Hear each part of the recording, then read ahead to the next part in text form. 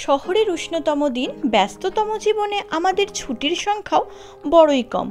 একদিনের work from home নিয়ে কলকাতা থেকে মাত্র 2 ঘন্টা দূরে প্রকৃতির কাছে এমন সুন্দর একটা স্টেকেশনে চলে যেতেই পারো গঙ্গাবক্ষে পড়ন্ত বিকেলের সূর্যাস্ত দেখতে। আর তার সাথে তো রয়েছেই এমন সুন্দর রাজকীয় ঘর। Everyone, welcome to my channel. আমি শুভেচ্ছা, আর আজ আমি চলে এসেছি রিসর্ট পূর্ণলক্ষ্মীতে। তোমাদের ঘুরে দেখাবো পুরো রুমগুলো কিরকম, পুরো রিসর্টটা কিরকম, এই রিসর্টে এলে তোমরা উইকেন্ডে কি কি অ্যাক্টিভিটিস করতে পারবে, এভরি ডিটেলস দেখাবো। তার সঙ্গে বলেও দেব যে এই রিসর্টে আসতে গেলে তোমরা কিভাবে আসবে, কত টাকা খরচা হবে, সব ডিটেলস। তাই দেখতে থাকো স্কিপ না করে, আশা করছি তোমাদের ভালো লাগবে। এই হলো হোটেল পূর্ণলক্ষ্মী। মেন গেটের সামনেই রয়েছে দুদিকে পার্কিং এরিয়া, আর ভেতরে ঢুকেই আমাদের যেটা সবার ফার্স্ট চোখে পড়লো সেটা হচ্ছে সুন্দর করে গাছ দিয়ে সাজানো। ভেতরেও কিন্তু রয়েছে বিশাল বড় পার্কিং এরিয়া, আর সামনে রয়েছে মেন বিল্ডিং। এই পুরো প্রপার্টিটাই কিন্তু বেশ খোলামেলা, আর চতুর্দিকটা গাছপালা দিয়ে দারুণভাবে সাজানো। এসেই আমরা চোখে যেটা পড়লো সেটা হচ্ছে এই ছোট্ট ছোট্ট আম। একদম ছোট্ট একটা আম গাছে কিন্তু প্রচুর আম ধরেছে। চতুর্দিকটা ভীষণ সুন্দর, খোলামেলা, ফাঁকা। তোমাদের পুরো প্রপার্টিটা ঘুরে দেখাবো, কিন্তু তার আগে চলো রিসেপশন এরিয়াতে যাওয়া যাক। সেখান থেকে চাবি কালেক্ট করে আমরা চলে যাব আমাদের রুমে।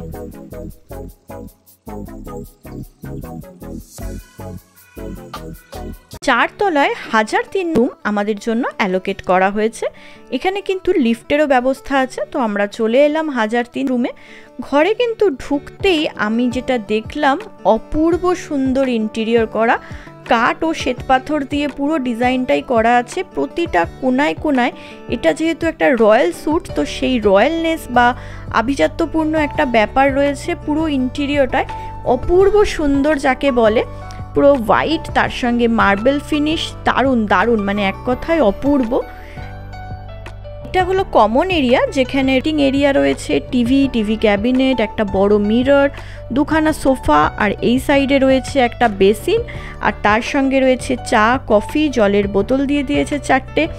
ইলেকট্রিক কেটেল তো আছেই, একটা সুন্দর মিরর আছে তার সঙ্গে, আর নিচে রয়েছে একটা মিনি ফ্রিজ,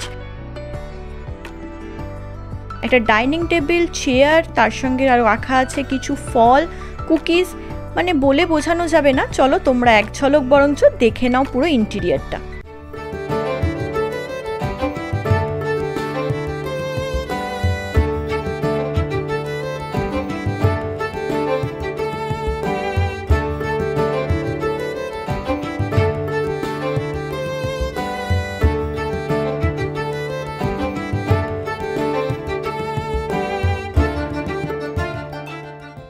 সুইটের ফার্স্ট রুমটা চলো তোমাদের দেখাই কীরকম কি আছে না আছে। তো এই রুমে ফার্স্টে ঢুকেই রয়েছে একটা সুন্দর বড় খাট, তার সঙ্গে সামনে দেখতে পারছো তোমরা রয়েছে টিভি, একটা ছোট্ট টেবিল, তার সঙ্গে রয়েছে একটা ওয়ার্ড্রপ, ল্যাম্পশেড রয়েছে দুদিকে দুটো, আর এসি তো রয়েছে। ভীষণ সুন্দর কিন্তু এই রুমটা।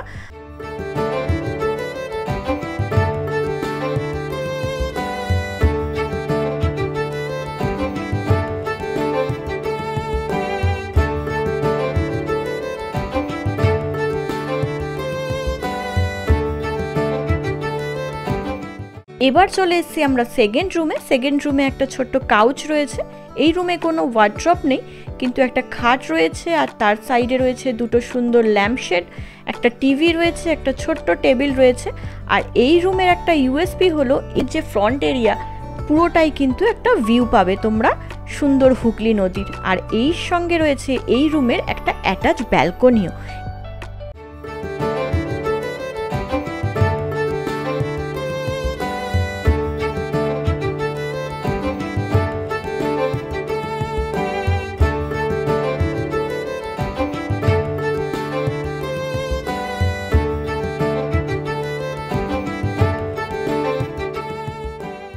এবার তোমাদের দেখাবো কমন ড্রেসিং এরিয়া।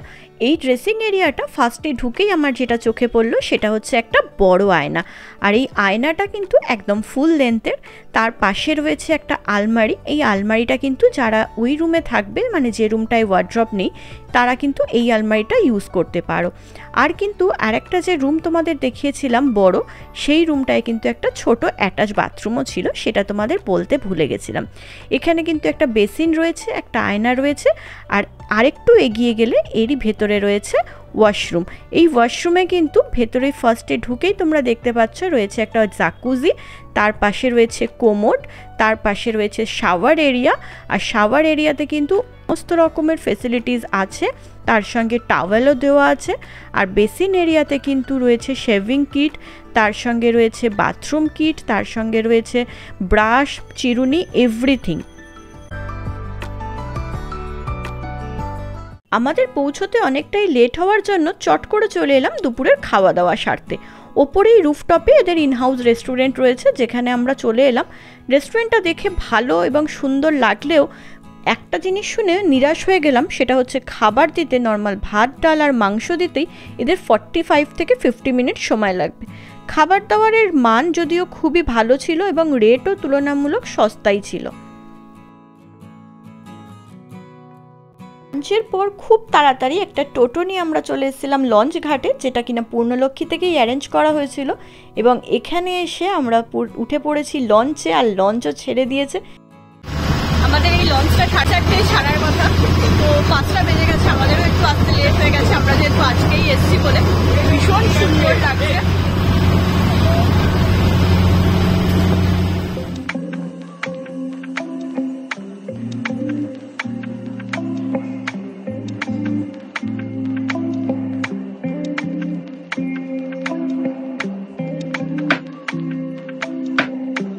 এটা হলো লঞ্চের একতলায় বসার জায়গা, যেখানে আমরা ছাড়া আপাতত আর কেউ নেই, কেন আমরা এসছি একটু লেটে, লঞ্চ ছাড়ার ঠিক আগের মুহূর্তে। ওপরটা অলমোস্ট ফুল হয়ে গেছে, তাই আমরা একতলাতেই বসেছি। একতলাটা থেকে কিন্তু ভীষণ সুন্দর লাগছে। গঙ্গা নদী এখানে হুগলি নামে পরিচিত, এবং নদী কিন্তু প্রচণ্ড প্রশস্ত হয়ে গেছে, তোমরা দেখতেই পাচ্ছ, ভীষণ সুন্দর জলটা। আর আমরা এখন যাচ্ছি ওপরের দিকে, চলো যাই ওপরে, তোমাদের দেখাই ওপরে কেমন লাগছে। ওপরটাতেও ভীষণ সুন্দর একটা কিন্তু সিটিং অ্যারেঞ্জমেন্ট আছে।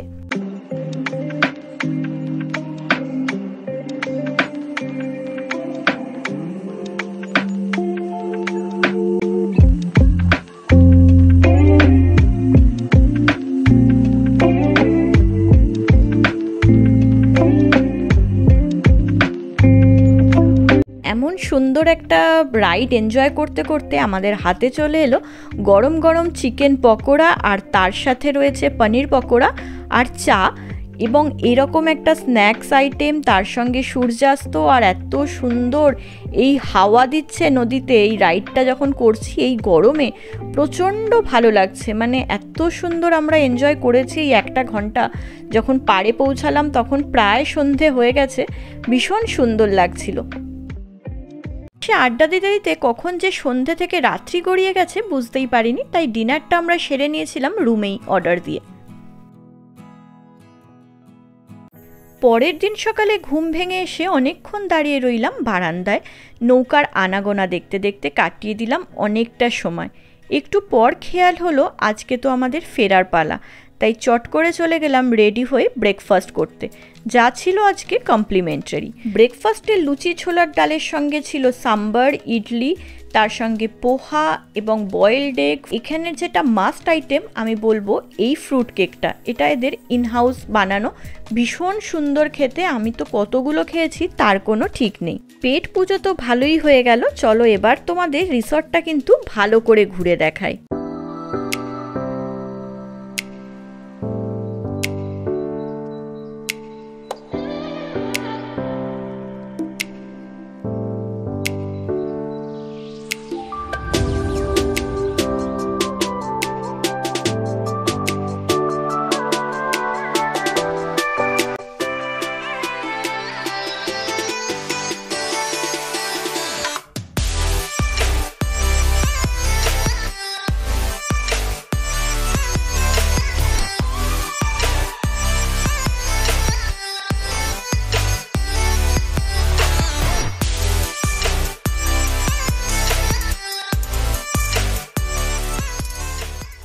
এই যে দূরে লঞ্চটা তোমরা দেখতে পাচ্ছ, এটা করেই কিন্তু আমরা কাল গেছিলাম সন্ধেবেলা যে রাইডটা সেটাতে।